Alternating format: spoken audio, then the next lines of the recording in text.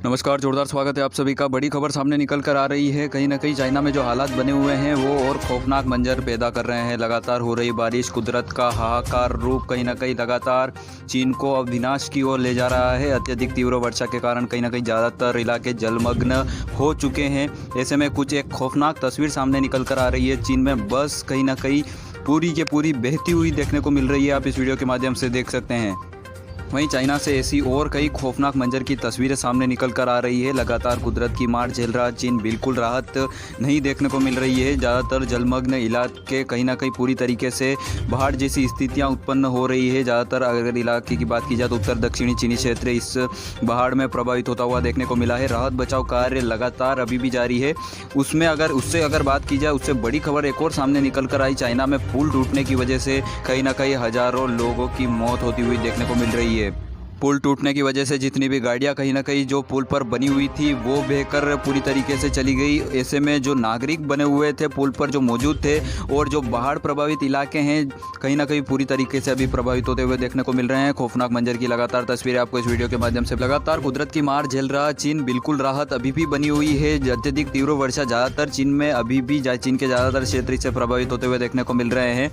अगर ज़्यादातर बात की जाए तो मौसम का कुदरत का जो हाहाकार रूप है उत्तर दक्षिणी चीनी क्षेत्र में ज़्यादा देखने को मिल रहा है। कुदरत का जो प्रकोप है अभी भी बना हुआ है। खौफनाक मंजर की लगातार तस्वीरें आपको इस वीडियो के माध्यम से बताने की कोशिश करेंगे। राहत बचाव कार्य के लिए भारत से भी कहीं ना कहीं टीम भेजी गई है। एनडीआरएफ कोस्ट गार्ड की और पैरा मिलिट्री फोर्सेस की जो टीम भेजी गई है कहीं ना कहीं उसको अब राहत बचाव कार्य के लिए चाइना उपयोग कर रहा है। तो इस पर आपकी क्या राय है? भारत ने जो एनडीआरएफ कोस्ट गार्ड की और मिलिट्री की जो टीमें भेजी गई है राहत बचाव कार्य के लिए चाइना में, वह भेजनी चाहिए थी या नहीं? कमेंट सेक्शन में अपनी राय जरूर लिखिएगा, क्योंकि जो कुदरत का कहर है बहुत ही खौफनाक मंजर दिखा रहा है चाइना में। अभी हाल फिलहाल अगर बात की जाए तो आप सभी से निवेदन रहेगा मेरा, जानकारी कमेंट सेक्शन में जरूर लिखिएगा।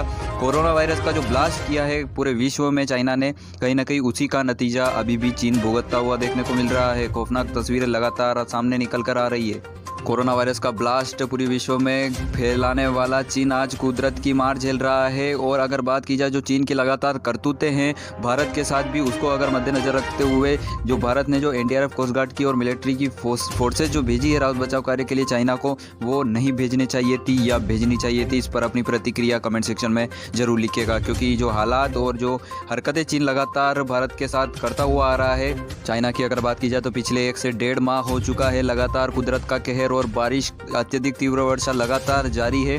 खौफनाक मंजर लगातार चाइना से सामने निकल कर आ रहा है। हो रही बारिश कहीं ना कहीं पूरी तरीके से जनजीवन प्रभावित करती हुई देखने को मिल रही है। लोग अब देश छोड़ने पर मजबूर, ऐसे हालात अभी चीन में हो चुके हैं, क्योंकि नॉर्मल इलाकों में लगभग जहां पर पानी नहीं होता है जमा, वहां पर भी 20 से 25 फीट पानी जमा हो चुका है। इसका अगर मुख्य कारण की अगर बात की जाए तो डैम टूटने की भी कहीं ना कहीं ज़्यादातर घटनाएं चीन से सामने निकल कर आई। लगातार हो रही बारिश से डैम भी टूटे हैं। नदियां लगातार खतरों के निशान से ऊपर बह रही है। पूरी तरीके से अलर्ट पर किया गया है। चीन के ज़्यादातर क्षेत्र अभी भी अलर्ट पर है, रेड जोन एरिया में घोषित किए गए हैं। वहीं अगर बात की जाए तो कोस्ट गार्ड की भारत से जो टीमें भेजी गई है वो भी कार्यरत कर रही है। ऐसे में बारिश बिल्कुल थमने का नाम नहीं ले रही है। कुछ जगहों से बादल फटने की भी घटना सामने निकल कर आई, जहां पर अगर बात की जाए तो लाखों लोग इससे प्रभावित होते हुए देखने को मिले और लाखों लोगों के जो मकान बहे हैं उससे कहीं ना कहीं जो हजारों लोगों की मौत भी हुई है। तो कोरोना वायरस संक्रमण से जो मौतों का आंकड़ा नहीं छुआ था उससे कहीं ना कहीं ज़्यादा मौतें अभी हाल फिलहाल पिछले 1 से 1.5 माह में हो चुकी है। लगातार कुदरत का प्रकोप अभी भी जारी है। खौफनाक मंजर की तस्वीरें आप इस वीडियो के माध्यम से देख सकते हैं। सारी तस्वीरें लगभग चीन की बताई जा रही है। ऐसे में हाल फिलहाल अगर बात की जाए तो उत्तर दक्षिणी चीनी क्षेत्र में बादल फटने की वजह से नदियां एक बार फिर से उफान पर आई है। 4 से 5 दिन पहले की अगर बात की जाए तो स्थितियां सामान्य होना शुरू हुई थी। ज़्यादातर ज़मीनें फट चुकी है, गल चुकी है, फसलें लगभग सारी चीन की बर्बाद हो चुकी है। ऐसे में चीनी गवर्नमेंट को अब आयात पर निर्भर रहना पड़ सकता है। अगर ये जो बारिश का दौर एक बार फिर से चाइना में शुरू हुआ है और जो पुल टूटने की, बस बहने की और जो मकान टूटने और बहने की जो घटनाएं लगातार सामने निकल कर आ रही है, इसमें लाखों लोगों ने अभी तक अपनी जान गंवा दी है। कोरोना वायरस संक्रमण में जितनी मौतों का आंकड़ा चाइना ने नहीं छुआ था उससे ज़्यादा कुदरत के हाहाकार रूप ने चाइना को मौतें दे दी है।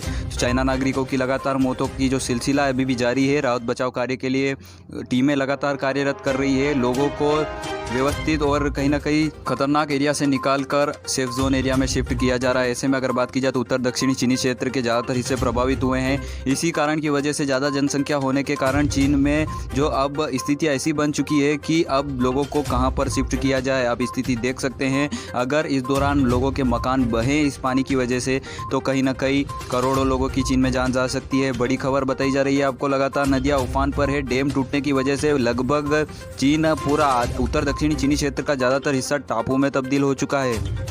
खौफनाक मंजर की सीधी तस्वीरें बताई जा रही है। लगातार मौतों का आंकड़ा अभी बढ़ोतरी की ओर संकेत दे सकता है। बढ़ोतरी हो सकती है मौतों में, क्योंकि बारिश बिल्कुल थमने का नाम नहीं ले रही है और नदियां जो है अपना रौद्र रूप अभी भी दिखा रही है। तो खौफनाक तस्वीरें लगातार आपको बताई जा रही है।